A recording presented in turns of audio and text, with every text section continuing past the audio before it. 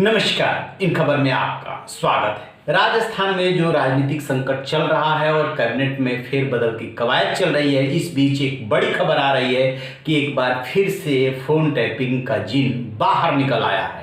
सचिन पायलट जो अशोक गहलोत खेमे से एकदम अलग हैं, वो दिल्ली में डेरा डाले हुए हैं, क्योंकि 10 महीना पहले यानी पहली बगावत के समय जो उनसे वायदा किया गया था और 3 सदस्यीय कमेटी बनाई गई थी, उसने न तो रिपोर्ट दी और न ही वायदा पूरा किया गया।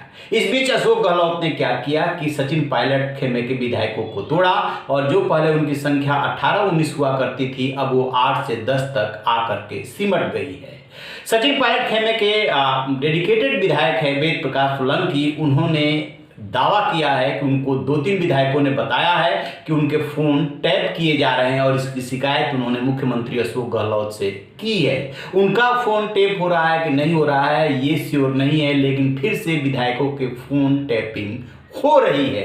उनके इस दावे और एलिगेशन के बाद राजस्थान की राजनीति में भूचाल आ गया है। क्या अशोक गहलोत फिर से अपनी सरकार बचाने के लिए फोन टैपिंग का सहारा ले रहे हैं? थोड़ा सा आपको इतिहास में ले चलेंगे। पिछले साल जब कुछ बगावत वहां पे हुई थी, तब एक फोन टैप जो मार्केट में आया था, उसमें ये कहा गया था कि गजेंद्र सिंह शेखावत जो केंद्रीय मंत्री हैं, वो सचिन पायलट खेमे के विधायक जो है भंवरलाल शर्मा और संजय जैन एक शख्स हैं, उनसे फोन पे बातचीत कर रहे हैं अशोक गहलोत सरकार गिराने के लिए। इसको लेकर के मामला भी दर्ज हुआ था और छानबीन भी शुरू हुई थी। तब राजस्थान की जो एजेंसी जांच कर रही थी वो दिल्ली आई थी केंद्रीय मंत्री से पूछताछ करने के लिए, लेकिन वो बात आगे नहीं बढ़ी क्योंकि वो राजनीति तक ही सीमित रह गई।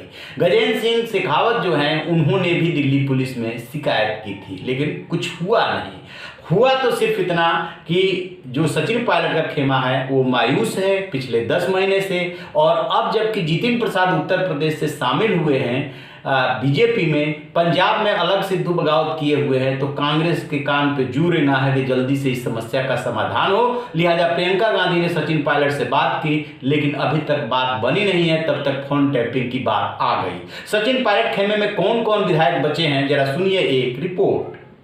सचिन पायलट के साथ विधायकों की संख्या कम होने की बात आ रही है। एक दिन पहले पायलट के घर सिर्फ 5 विधायक राकेश पारिक, रामनिवास गावड़िया, मुकेश भाखर, वेद प्रकाश सोलंकी व सुरेश मोदी मिलने पहुंचे थे।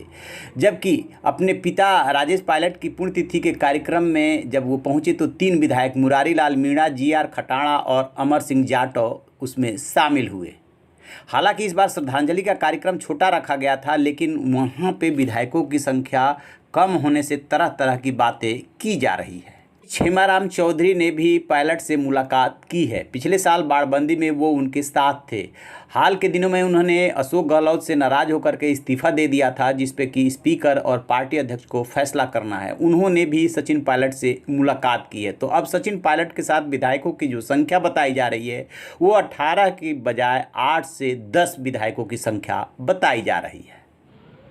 तो जैसा कि आपने सुना, सचिन पायलट के पिता राजेश पायलट की पुण्यतिथि पे कौन विधायक गया वहां पे श्रद्धांजलि देने के लिए, कौन आया सचिन पायलट से मिलने के लिए। सचिन पायलट ने कांग्रेस के धरना प्रदर्शन में भाग भी लिया, लेकिन इससे साफ जाहिर हो रहा है कि सचिन पायलट के साथ 8 से 10 विधायक हैं और उनको भी तोड़ने के लिए फिर से फोन टैपिंग का सहारा लिया जा रहा है। तो अब ये देखते हैं कि जो नया एलिगेशन लगा है, इसके बाद कांग्रेस हाईकमान क्या कदम उठाता है और सचिन पायलट क्या करते हैं, इस पर हमारी नजर रहेगी और जैसे कोई अपडेट मिलेगा आपसे साझा करेंगे। आप रहिए बेखबर, देखते रहिए इन खबर।